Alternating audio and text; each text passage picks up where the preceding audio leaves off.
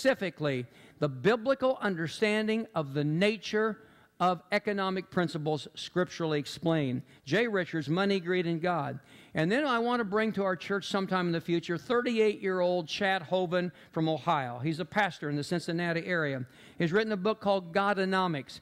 Godonomics is taking biblical truths and extracting them and understanding all the economic principles and things that we face this particular day. What do we say to those in Sacramento or those in Washington, D.C., who would spend more than what our nation has and run up a staggering national debt? We would say the Scripture says, you shall not steal. That including, you should not steal from future generations. It'd be wrong for me to steal from you. It'd be wrong for you to steal from me. But it's wrong for people in suits and ties in Sacramento and in Washington, D.C. to steal from the high school kids and the middle school students we have here and our future generations. How many high school kids and middle school are here? Raise your hand right now in this audience. The theft that is happening, yes. What is that? We care deeply about economic and fiscal issues because God cares about this. If we continue on our present trajectory as a nation, you will be more slaves than you will be free people because the amount of debt. I preached on this topic about a year ago. The national debt was $12 trillion. That is unbearable. It means your future could be destroyed. It has jumped since then to $14 trillion. Under our current president, it's jumped from 10 to 14 trillion. This is a staggering moral and biblical issue. The national debt and the way it's handled is obscene. The Congress has raised the statutory debt limit 70 times since 1940. Federal spending since 1970 has increased more than 10 times the rate of your median household incomes.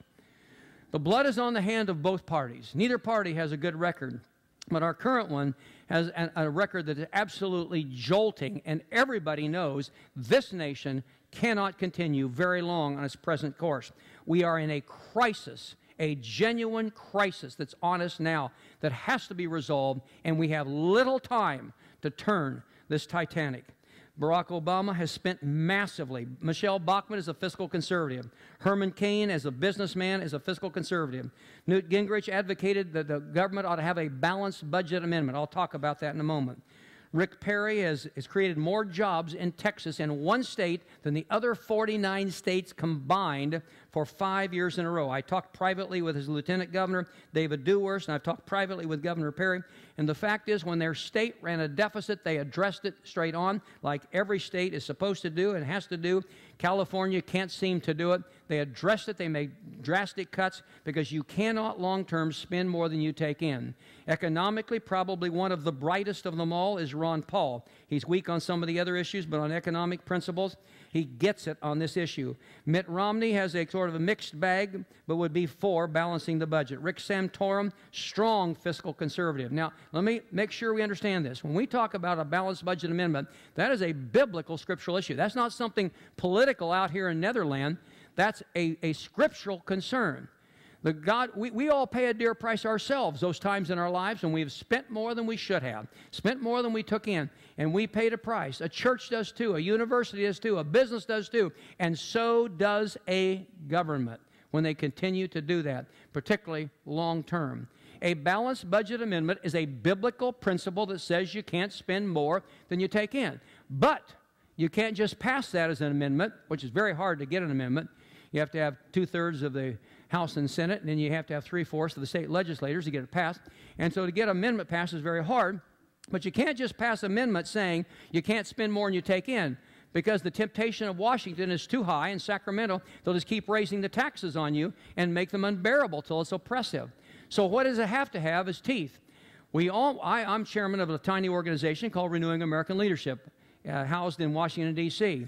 We had a great deal of influence in this last legislature of coming close to getting that as a front burner discussed issue nationally, a balanced budget that would call for 3 things. And I need you to be educated on this.